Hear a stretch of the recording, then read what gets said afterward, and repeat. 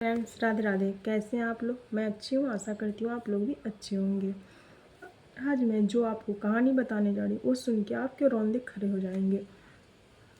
एक परिवार में एक औरत रहती है, उसके दो बेटे रहते हैं और एक बहू रहती है। वो बेटा उस बड़े वाला बेटा को शादी करके तो एक बहू भी उसके घर में आ जाती है। बहू बहुत अच्छी रहती है, सास को बहुत मानती है, बहुत सेवा करती है। कुछ दिन बाद ही उसका बड़ा बेटा मर जाता है।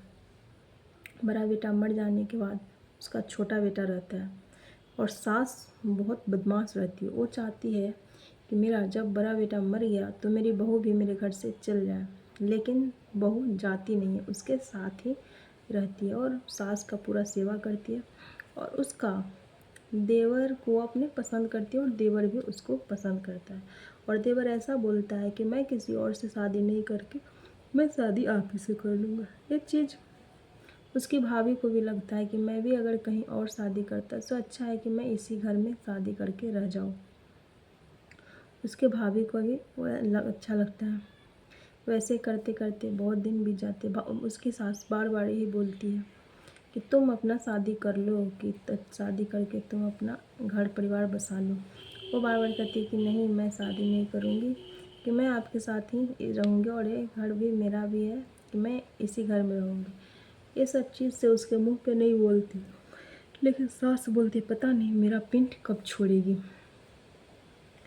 और उसके एक दिन खाने पे जब सब बैठते हैं तो बोलती है सास कि अपने छोटे बेटे को कि रोहित, तुम्हारे लिए एक टाटा से रिश्ता आया है, कि वो लोग बहुत अच्छे परिवार से हैं, कि लड़की का नंबर और बायोडाटा आया है, तुम देख लेना और लड़की से बात भी कर लेना कि मैं तुम्हारे लिए शादी फिक्स कर रही हूँ। ये बात सुनकर बहू बहुत दुख होता है उसको कि मैं शादी, और इशारा में अपने देवर को बोलती है कि शादी के लिए मना कर दो। लेकिन वो शादी के लिए मना ना करके हाँ बोलकर वो ऑफिस चला जाता है। ऑफिस से आने के बाद लड़की इसके नंबर पे बार बार कॉल करती है। वो कॉल नहीं उठाकर बाथरूम चला जाता है और बोलता है मेरा खाना निकालिए, कि भाभी मेरा खाना निकालिए। उसकी भाभी उसके लिए खाना निकालती है। खाना निकालने के बाद वो जब ऑफ जाता है बाथरूम में वो लड़का, तो बोलता है शायद लड़की का ही कॉल था। डीपी में फ़ोटो देखते हैं, डीपी में फ़ोटो देखता है, लड़की बहुत सुंदर रहती है। लड़का बोलता है तो बहुत सुंदर है, ये तो मेरी भाभी से भी सुंदर है, मैं इस लड़की से शादी करूँगा, मैं बात करता हूँ। बात करता है, शादी करता है। उसके बाद मिलना जुलना ये सब वो चीज़ होने लगता है।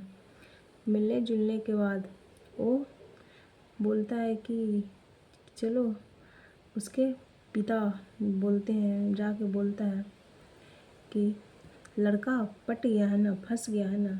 तो लड़की उदास हो जाती है, बोलती है पापा मैं इस लड़के के साथ कोई चीट नहीं करूँगी, कि मुझे इस लड़के के साथ अच्छा फील हो रहा है और ये लड़का अच्छा है, अच्छा परिवार है। वो तो उसके पिता उसे मारते हुए बोलता है तुम्हें मैंने जो काम के लिए रखा है तुम वही करोगे, सिर्फ हम लोगों को जेवर लूटना है, घर लूटना है और उसके बाद फिर दूसरे शहर में जाके शिफ्ट होना है और तुम्हें बस यही धंधा करना है। वो उदास होके कुछ नहीं बोलती है।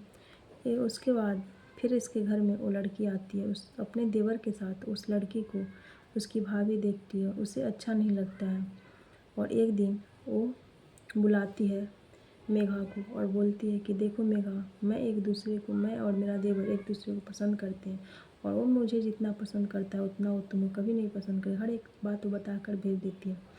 लड़के अपने पिता को बताती है और बोलती है कि मैं इसके साथ भी वही करूँगी जो मैं सब लड़के के साथ करती हूँ। इसके घर में शादी होकर आती है और बोलती है कि मैं इस घर में इसी शर्त पे शादी होकर आऊँगी। उसका बाप आके बवाल करता है कि अपने बहू से पूछे ये सब चीज़ उसके साथ जानने के बाद कि इस औरत को इस घर से निकाल देने के लिए। तो उसकी सास अपनी बड़ी बहू को घर से निकाल देती है। निकालने के बाद उसके बाद वो शादी करके आ जाती है। शादी करके आने के बाद एक लड्डू लेके आती है जिसमें नशा का मिलाकर सास अपने पति सबको खिला देती है। जितने घर में जेवर पैसे रहते हैं सबको भर लेती है बैग में। और ये भी बहू जंगले से आकर उस घर में घुस जाती है और उसको पकड़ लेती है। बोलती है तुम ये सब चीज़ लेके भागने वाली हो, तुम लुटेरिन कन्या हो। तो बोलती है हाँ मैं यही सब करती, मैं नहीं भागती, लेकिन जब तुम मेरे सच्चाई बताई तब मैं सोचा कि ये मुझे धोखा दे रहा था, इसलिए मैं भी इसके साथ वही करूँगी। और उसके बाद ये बोलती है कि मैं अभी सबको बुलाती हूँ। इतने में चिल्ला चिल्ला कर तो उसकी सास और उसके हस्बैंड जो देवर रहता है वो जग जाता है। उसके बाद बंदूक लेकर उसकी बहू आई रहती है, वो बंदूक नीचे गिर जाता है, बस वो लड़की चला देती है और उसके बहू को पेट में लग जाता है और वो उसका वहीं पे डेथ हो जाता है। उसका पति जल्दी से, उसका देवर जो रहता है, पति तो मर गया रहता है, देवर जल्दी से पुलिस को कॉल करके पुलिस को बुलाता है। तब तक पुलिस आती है जब तक उसकी भाभी मर गई रहती है। और ये सब रोते हुए उसका देवर बोलता है कि मुझे माफ़ कर देना, मैंने झूठ बोला था कि मैं तुम्हें पसंद नहीं करता। ये सब चीज़ उसकी माँ सुन लेती है और उसके बाद बोलती है कि तुम उसका झूठ नाम लगाए। और पुलिस उस लड़के को जेल में लेकर चला जाता है और उसके उम्र कैद की सज़ा हो जाती है।